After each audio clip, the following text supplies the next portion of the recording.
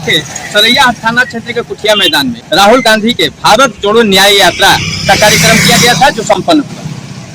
इस कार्यक्रम में खुद राहुल गांधी भी आए थे और बीच सड़क पर ही उपस्थित लोगों को संबोधित किया। भारी संख्या में लोग यहाँ पहुंचे हुए थे, काफी भीड़ थी लोगों की, और लोग रोड पर ही उनका भाषण सुने। अपने भाषण में राहुल गांधी ने वर्तमान सरकार पर जमकर कई आरोप लगाए।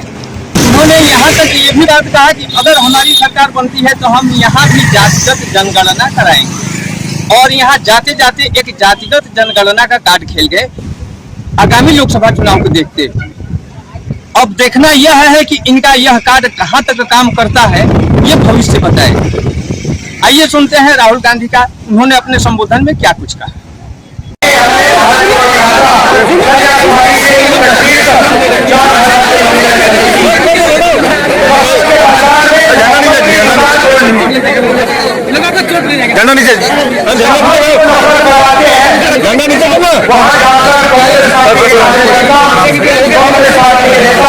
मोहब्बत की जुबान खोलने का काम करते हैं।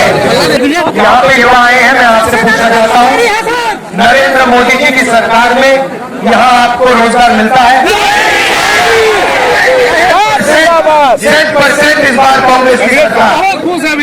देखिए, फिर नरेंद्र मोदी जी ने क्या किया? किसानों के खिलाफ अन्याय, 3 कानून लाए, काले कानून। अच्छी बात हुई कि देश के सारे किसान उनके खिलाफ खड़े हो गए और कानून को रद्द करना पड़ा। फायदा हुआ किसानों को, कांग्रेस पार्टी भी लड़ी, सारे हमारे इंडिया के संगठन के लोग लड़े और हमने ये कानूनों को नरेंद्र मोदी से रद्द करवा दिया। मैं आपसे सवाल पूछना चाहता हूँ, अडानी जैसे लोगों के लाखों करोड़ रुपए माफ होते हैं, किसानों के क्यों माफ करते हैं नरेंद्र मोदी? हमने जाति जनगणना की मांग उठाई, कहा कि देश का ऐसे होना चाहिए, सब लोगों को पता लगना चाहिए इस देश में कितने पिछड़े लोग हैं, कितने जनरल कास्ट के लोग हैं और इन लोगों के पास कितना नरेंद्र मोदी ये काम नहीं कर रहा। हम गारंटी लेके कह रहे हैं, जैसे हमारी सरकार आएगी हम जाति जनगणना पूरे देश में लागू कर देंगे। नारा बाद में लगाना अच्छी बात है, एक नारा लगाना है, तलवा देते हैं।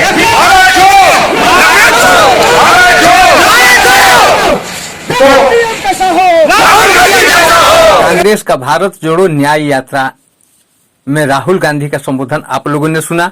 उन्होंने क्या कहा उससे आप लोग अवगत हुए। वो न्याय मांग रहे हैं, किसके लिए न्याय मांग रहे हैं, किससे न्याय मांग रहे हैं, समझ में नहीं आ रहा है।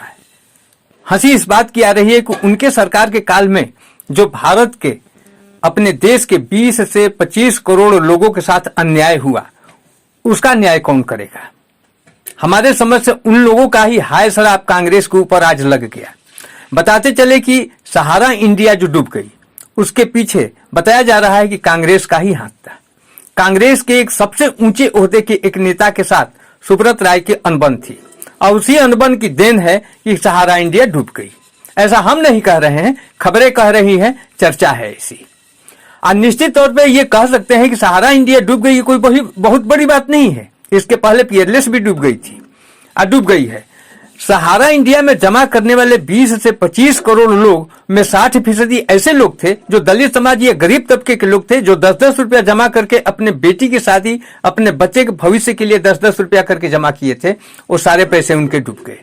बहुतों का हार्ट अटैक हो गया, बहुत किसी तरह जिंदगी जी रहे हैं। बहुतों की बेटियों की शादी नहीं हुई, जैसे तैसे हुई, नहीं हुई। बहुत अभी भी इंतजार में है कि कुछ मिल जाए तो बेटी की शादी करेंगे या घर बनाएंगे।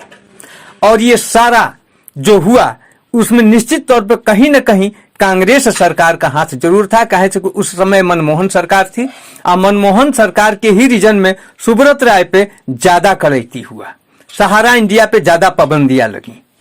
ऐसे में राहुल गांधी अगर न्याय मांग रहे हैं तो सबसे पहले उन्हें इन 20-25 करोड़ लोग जो सहारा में निवेश किए थे, जिनका पैसा डूब गया है, उनके न्याय के बारे में उन्हें कुछ बोलना चाहिए। दुमका से द न्यूज़ 24 के लिए अजय कुमार ठाकुर।